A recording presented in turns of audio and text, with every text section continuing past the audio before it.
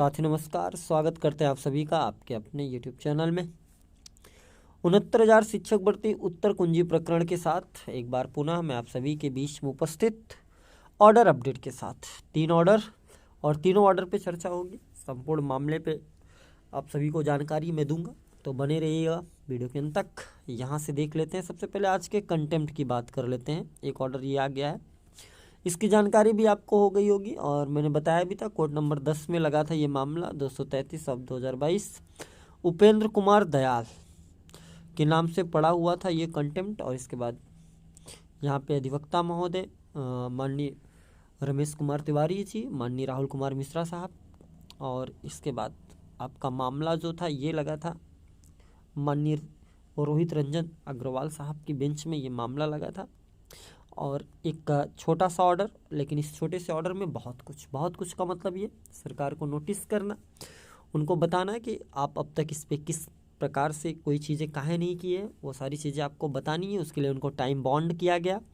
और इसके बाद जो है इस मामले को फिर पुनः 7 मार्च को जो है लिस्टेड कर दिया गया है। ये आप देखेंगे आज के ऑर्डर यहाँ पे डेट लगा है, ठीक है, 11/2/2022।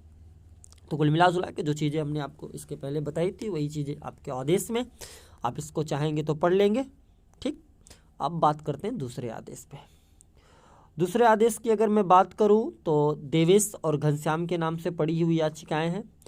तो देवेश की याचिका के बारे में हमने आपको बता दिया कि उस याचिका का जो है वो हो गया है, उसमें आपको किसी प्रकार की कोई दिक्कत नहीं है। बात करते हैं घनश्याम की याचिका का, तो वो याचिका भी हो जाएगा। उसके लिए भी उस मैटर की भी डेट जो है वो लग चुकी है, ठीक है। वो भी 17 को फाइनल हो जाएगा। आप यहाँ पे देखेंगे 17/2/2022, यहाँ पे देखिए घनश्याम वर्मा एंड अदर्स, ठीक है, 21/42/2021। ये मामला जो है 17 को लगा है, 17 को ये क्लियर हो जाएगा। और भी कुछ चीज़ें हम आपको दिखाना चाहेंगे। आप यहाँ से देखिए, सरकार को कहा गया है कि संबंधित मामले जो है वो आपको क्लियर करने। आप यहाँ पे देखिए, ये दोनों घनश्याम वर्मा बनाम उत्तर प्रदेश राज्य व अन्य, यहाँ पे देखेंगे देवेश कुमार मिश्रा बनाम उत्तर प्रदेश राज्य। तो ये वाला जो देवेश वाला ये तो क्लियर है। अब बचता है घनश्याम वाला। अब इसमें क्या लिखा गया था, आप इस चीज़ को ध्यान से हम पढ़ के आपको बता दे रहे हैं। आप यहाँ पे देखेंगे, ये पूरी लिस्ट आप यहाँ पे देखेंगे। अतः इस संबंध में मुझे आपसे यह कहने का निर्देश हुआ है कि उक्त वादों में माननीय न्यायालय द्वारा पारित आदेशों को माननीय न्यायालय की वेबसाइट से डाउनलोड कर माननीय न्यायालय के निर्देशानुसार अग्रेतर आवश्यक विधिक कार्रवाई कराने का कष्ट करें। यदि उक्त वादों का निदेशालय शासन स्तर से कोई निर्देश वंचित हो तो रीट याचिका की प्रति, उसका संक्षिप्त इतिहास तथा ये पता नहीं क्या सब लिखा, ध्यान में स्पष्ट नहीं हो रहा है, आख्या व अन्य सुसंगत अभिलेख, थोड़ा सा स्पष्ट कम लिखा है, क्लिक थोड़ा सा फोटो में दिक्कत हो रही।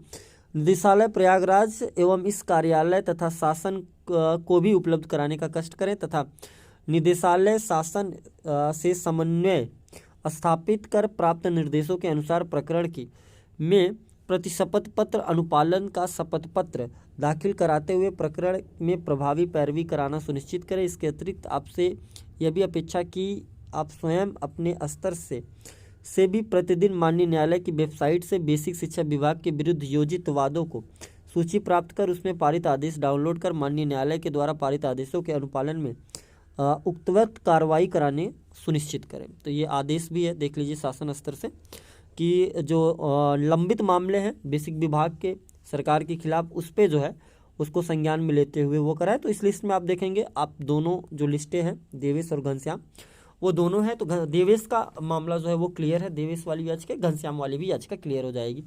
तो इस पॉइंट को लेकर के देखिए बिल्कुल भी डिप्रेस ना हो। मैंने कई बार आपसे कहा कि ये मैंने पहले भी कहा था, इस मामले में वही चीज़ें होंगी जो पहले हुई, तो आपको बिना वजह प्रेशर लेने की आवश्यकता नहीं है, ना तो देवेश वाली याचिका को लेकर के ना तो घनश्याम वाली याचिका को। अब मुझे लगता है कि इस प्रकरण को लेकर के आप कतई जो है परेशान नहीं होंगे और बार बार फ़ोन कॉल करके इस पे जो है ना आप परेशान होंगे ना हमें भी हमारे कार्यों में बाधा डालेंगे, ऐसी मैं उम्मीद करता हूँ। इसलिए मैं इस चीज़ को प्लेटफॉर्म पे डायरेक्टली रख दिया कि आप इस बड़े प्लेटफॉर्म से आप इस चीज़ को जान जाएंगे और समझ जाएंगे। तो कोशिश करूंगा कि आप सब इस चीज़ को शेयर करिएगा और भी लोगों तक पहुंचा दीजिएगा। एक कंटेम्प्ट का और ऑर्डर आना है, वो भी आ जाएगा, तो वो भी आपके बीच में मैं रखूँगा, उस पर भी चर्चा होगी। अब थोड़ी सी वार्ता करते हैं 6800 लिस्ट के मामले को लेकर के, बड़ा गहमा गहमी चल रहा है। देखिए इलाहाबाद में उसकी हियरिंग लगी थी, हमें जानकारी है और आप सभी को भी होगी। और 6800 लिस्ट को लेकर के उत्तर कुंजी के बीच में क्या कनेक्शन है, इस पे लोग बड़ा परेशान हैं।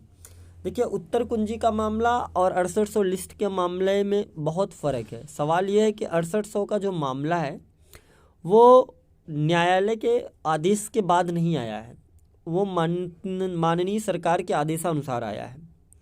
लेकिन उत्तर कुंजी का प्रकरण जो है वो कोर्ट से आया है, तो ये दोनों किसी भी प्रकार की कोई सिमिलरिटी नहीं होती है, ठीक है। वो मामला अलग प्रकरण है और ये प्रकरण अलग है। बात करें 6800 लिस्ट के भविष्य के बारे में, तो 6800 लिस्ट का भविष्य भी क्लियर हो जाएगा किसमें क्या करना है। हालांकि नोटिस सभी पक्षों को करा गया है, सभी पक्ष अपने अपने मत रखेंगे, उसमें क्लियर हो जाएगा। और अगर मैं बात करूं 69,000 उत्तर कुंजी प्रकरण को लेकर के, तो देखिए ये प्रकरण हमेशा से एक ज्वलंत मुद्दा रहा। भले ही शासन इस पे अपनी नज़रें ना रख रहा हो, क्योंकि शासन जानता है कि कहीं ना कहीं इस प्रकरण से उनकी छवि खराब होती है, पीएनपी की गरिमा दांव पे लगती है कि एक साथ 4-4, 5-5 प्रश्न, वो भी कोई एक परीक्षा नहीं, बहुत सारी परीक्षाएं, टेट हो जाता है, सुपर टेट है, कई टेटों में। अभी इस बार के टेट को देख लीजिए, इसमें तमाम विवादित प्रश्न है आंसर की में, उस पर देखना है क्या होता है। तो 2017 से जहाँ तक मैं जानता हूँ, हालांकि टेट फील्ड में 2017 टेट मेरे संज्ञान से आ रहा है, तभी से मैं विवादित मामले को देख रहा हूँ और जान रहा हूँ, तो हमेशा से यही रहा और उसके पहले भी ऐसे मामले आते रहे। तो इस चीज़ को लेकर के जो है ये ना लीजिए कि सर 6800 की वजह से लिस्ट सीटें फुल हो जाएंगी, हमें नौकरी नहीं मिलेगी। आपका मामला अलग है, उनका मामला अलग है, आपकी सीटें उनको देनी पड़ेंगी और वो कहीं से भी ला के दें, उससे हमारी कोई दिक्कत नहीं है। हमारा काम है लड़ना, हम लड़ेंगे, सीटें वो ला करके देंगे, वो कोर्ट दिलाएगी आपको सीटें। माननीय न्यायालय के शरण में आप है तो माननीय न्यायालय आपको नौकरी देगी, आप उसके लिए बिल्कुल ही निश्चिंत रहें। बात करते हैं कि सुप्रीम कोर्ट में हियरिंग को लेकर के लोगों के ये बहुत बड़ा सवाल है कि सर सुप्रीम कोर्ट हियरिंग का मामला कुछ स्पष्ट नहीं हो पा रहा है। देखिए सुप्रीम कोर्ट की हियरिंग की बात अगर करेंगे तो मैंने कल भी बताया था, आज मैं पुनः मेरे शब्द वही होंगे, रोस्टर वाला मामला फंसा हुआ। जब तक रोस्टर नहीं क्लियर होगा तब तक हियरिंग नहीं करा सकते।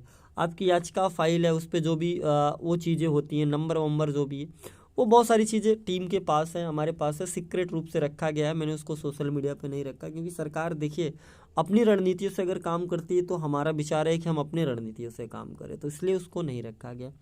बात करें अगर 25/8 के बाद की याचिकाओं का, देखिए उस पर भी कार्य हुआ है, उस मामले पे भी कार्य हुआ, उसका लगभग कार्य कंप्लीट है, उसमें भी आपको हियरिंग ही देखने को मिलेगी अंतिम समय में।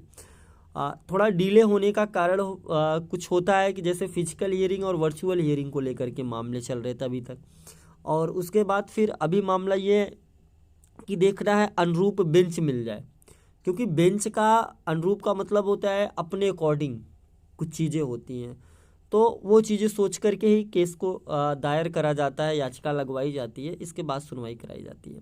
क्योंकि हमने इस चीज़ को बहुत फेस किया, आपको पता होगा एक समय था उत्तर कुंजी प्रकरण में, आप देख रहे होंगे कि हम जाते थे, पता चलता था फिर डेट मिली, फिर जाते थे फिर पता चलता था फिर डेट मिली। उस समय ये होता था सिर्फ तारीख पे तारीख ही मिलती थी, तो वहाँ मन में बड़ी निराशा होती थी। उन सारी चीज़ों से बचने के लिए हम थोड़ा सा वेट ज़रूर कर रहे हैं, लेकिन काम बेहतर करेंगे, इतना मैं आप सभी से वादा करता हूं। अभी तक हमने सिर्फ अपने काम के दम पे ही भरोसा आप लोगों का जीता है, और वादा करता हूं कि अपने काम में कहीं से कोई कमी हम नहीं छोड़ेंगे। और इसके अलावा भी अगर आप सभी के मन में कोई सवाल हो तो आप कमेंट बॉक्स में ज़रूर पूछिएगा। और ये आप हमसे पूछेंगे कि सर एग्जैक्ट डेट बता दीजिए किस दिन सुनवाई होगी, तो देखिए न्यायिक प्रक्रियाओं में भविष्यवाणी नहीं किया जा सकता, ये आपको भी पता है।